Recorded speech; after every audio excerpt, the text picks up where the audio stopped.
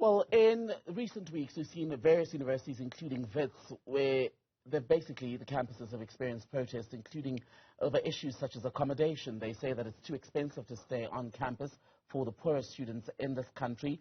At issue, they were raising a concern about a NSFAS cap of 45,000 rand for residences that it covers. Now, a meeting has been held by the South African Union of Students as well as NSFAS management, and what's come out of that is an agreement for NSFAS to be able to assist where it can.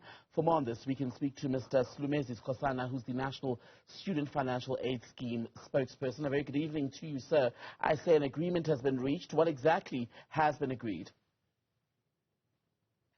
Thank you very much, Tembegile, and may I just take this opportunity to greet your viewers as well. We met on the 6th of March discussing the whole crisis with South, and we were able to reach agreements on a couple of things, not only just agreements, but certain points of clarification as well, in terms of how the guidelines, for NSFAS were being implemented by some universities, and in some cases erroneously so.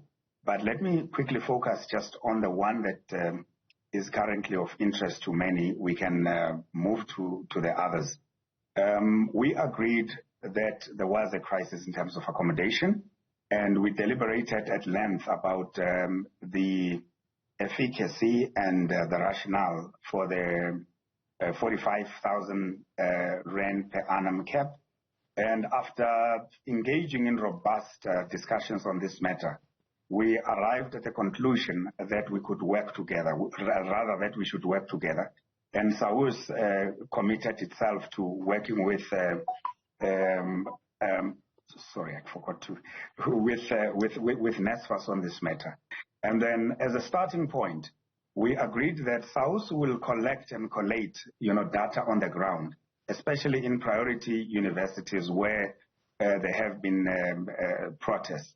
And then once we have that data, NSFAS will immediately engage the service providers that are currently on our database via the portal that we set up, so that we can try and address the problem of the shortage of student housing on campuses.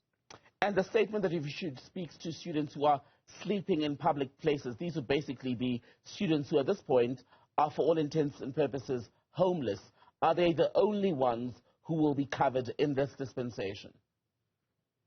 No, they are not the only ones. That is why we are involved in the exercise of trying to ascertain exactly the extent of the problem on the ground, because from the media reports, it's easy to take just one isolated case and make it as a countrywide, phenomenon.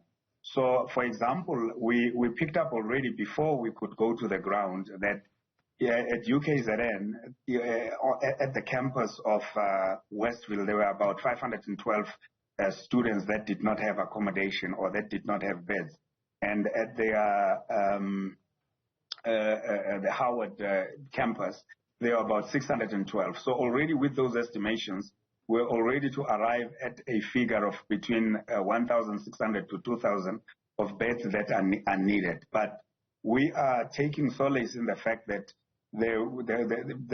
we are engaging the service providers that we have invited through our portal. And given the workshops that we've had with them in Cape Town, on Monday, as well as in East London on Tuesday for that region, and of course proceeding to other places such as UKZN or other KZN as well as Gauteng, we believe that we will be able to swiftly respond, to the crisis on the ground in a much more practical way. Pardon me, sir. How will all of this be funded? Well, we're talking to service providers that would come to the party as per the cap. So the funding for those would not be a problem, because if we are funding them already for tuition and the problem is the unavailability of affordable beds, we are assisting in the process of accessing affordable beds for the students. And with NSFAS, I know there's a certain criteria, of course, that a residence, a venue would have to pass, right, in order for you to release a payment. Am I right? Correct. But you see, before you come on board, which is the reason why we're going through the exercise of these workshops, is that we are walking them through exactly what it is that we expect a student residence to look like. And because we did a study already, I mean, to check university catered for residences as well as private student housing, we came up with a grading system and an accreditation system that whenever you comply with, you would be assured of, being able to be paid by NSFAS should one of our students be placed by your residence. And just to be clear for everyone watching who may just be catching up with this conversation, what you're saying is that you're going to assist students who are already NSFAS funded, but because of the cap of 45,000 Rand, have been unable thus far to secure accommodation on their own. That's who you are intervening to assist. Am I right?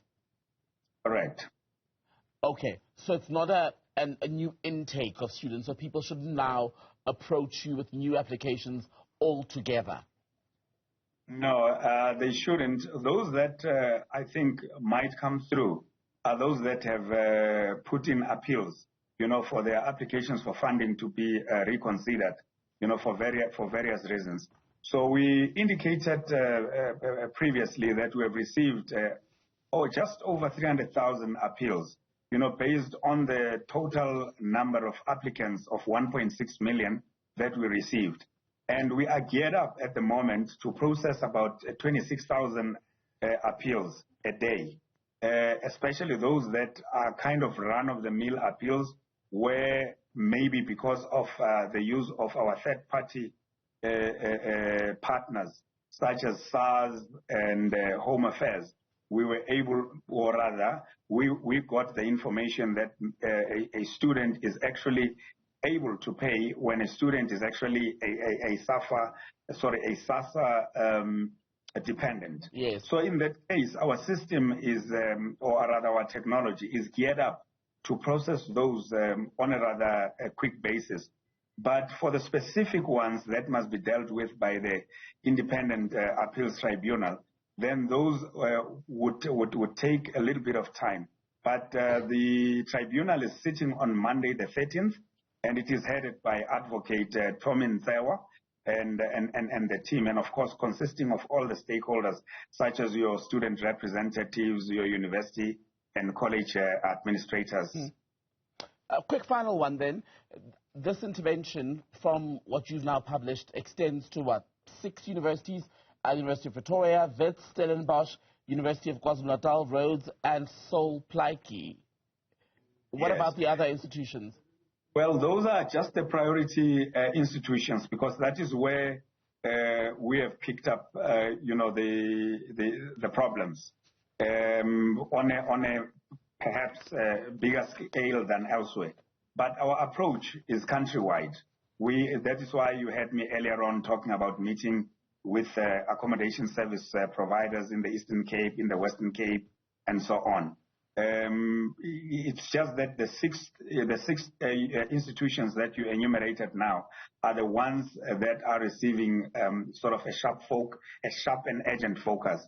And also with the example that I just gave you of the crisis at the Howard and Westville campus of UKZN, that is demanding attention like yesterday.